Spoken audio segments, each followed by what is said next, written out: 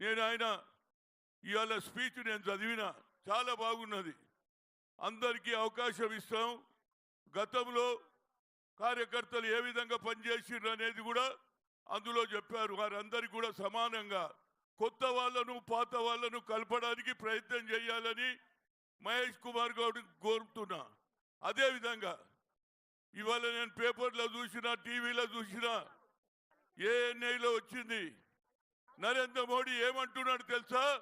Indira Gandhi Pandit Jawaharlal Nehru they are against for SC ST OBC అంటున్నాడు. ఎంత అన్యాయం రా బాబు! ఇందిరాగాంధీ భూ సంస్కరణ అమలు చేసింది, దున్నేవాడికే భూమి ఇచ్చింది. అంతేకాదు దేవరాజ్ అర్స్ మొదలు పెడితే అదేవిధంగా ఆ రాష్ట్రంలో ఎంతో మందిని ముఖ్యమంత్రి చేశారు. అదేవిధంగా అశోక్ గెలాట్ను చేశారు. అదేవిధంగా ఇక్కడ సిద్ధరామయ్య చేశారు. ఏ విధంగా మాట్లాడతావురా బాబు నువ్వు? రాహుల్ గాంధీ కన్యాకుమారి నుంచి కశ్మీర్కు నడిచిన తర్వాత బడుగు బలహీన వర్గాల గురించి ఆలోచన చేశాడు. రైతుల గురించి, నిరుద్యోగుల గురించి, అట్టడుగున ప్రజానికం గురించి మాట్లాడిండు. We come to the power, will conduct caste wise census అని చెప్పడం జరిగింది. అంతటితో కాలేదు, 50% సీలింగ్ కూడా ఎత్తేస్తా అన్నాడు. జితినా ఇచ్చేదారి ఉత్తి భాగీదారి అన్నాడు. కనుక మహేష్ కుమార్ గౌడ్ నీ పైన చాలా బాధ్యత ఉన్నది. తప్పనిసరిగా రేవంత్ రెడ్డికి నీ ఆశీర్వాదం ఉన్నది. అదేవిధంగా సోనియా గాంధీ ఉన్నది. గతంలో ఎంతో మందిని అశోక్ గెలాట్ను కూడా ముఖ్యమంత్రి చేశారు, సిద్ధరామయ్య చేశారు.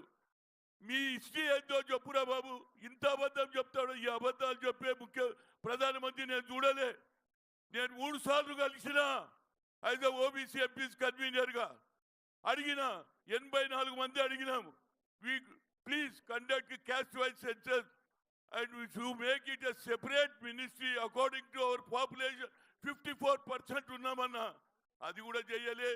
ఇక ఇప్పుడు కొత్త నాటకం చేస్తుండే. ఎప్పుడైతే రాహుల్ గాంధీ గారు కన్యాకుమారి నుంచి కశ్మీర్ పోయిన తర్వాత బడుగు బలహీన వర్గాలకు న్యాయం చేయాలనే ఆలోచన ఇందిరాగాంధీ కుటుంబంలోనే ఉన్నదిరా బాబు. ఈ లెక్క పండిట్ జవహర్లాల్ కూడా పక్కకు పెట్టేసి ఇవాళ ఏది అమిత్ షా వస్తాడట 17 నాడు. ఏం చెప్తావురా బాబు? ఆనాడు బీజేపీ పుట్టనేలే. అది ఆర్ఎస్ఎస్ ఉన్నదో లేదో నాకు తెలియదు.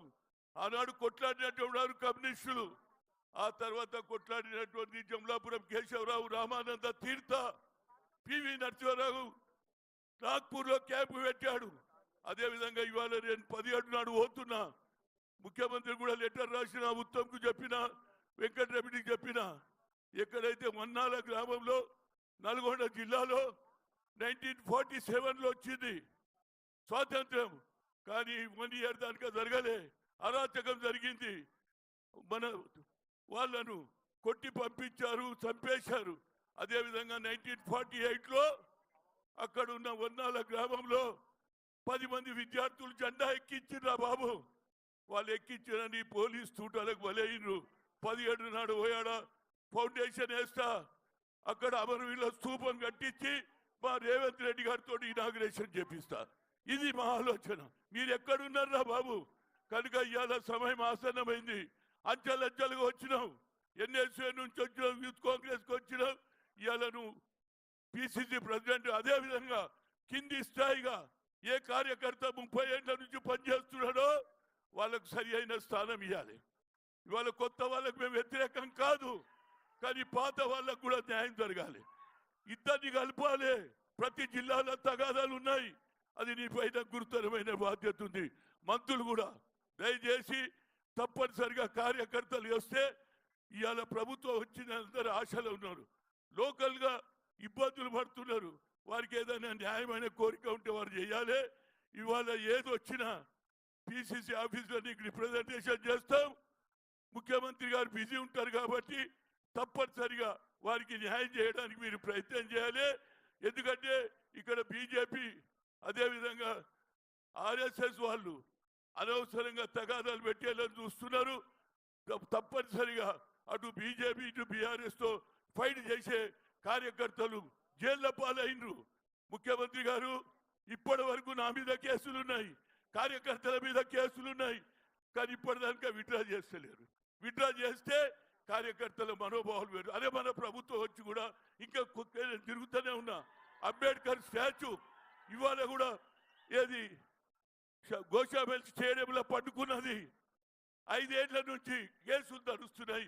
ముఖ్యమంత్రి గారు దాని మీద కూడా ఆలోచన చేయాలి. ఎందుకంటే ఓల్డ్ సిటీలో కూడా అంబేద్కర్ అభిమానులు ఉన్నారు, అక్కడ పెట్టాలనేది నా ఆలోచన. గతంలో బట్టి విక్రమార్క నేను పోతే కేటీఆర్ అన్నాడు అక్కడనే పెడతా అన్నాడు, కానీ వేరే వాళ్ళు ఆడ విగ్రహం పెట్టిరు కాబట్టి నా విగ్రహం అక్కడనే పట్టుకున్నది.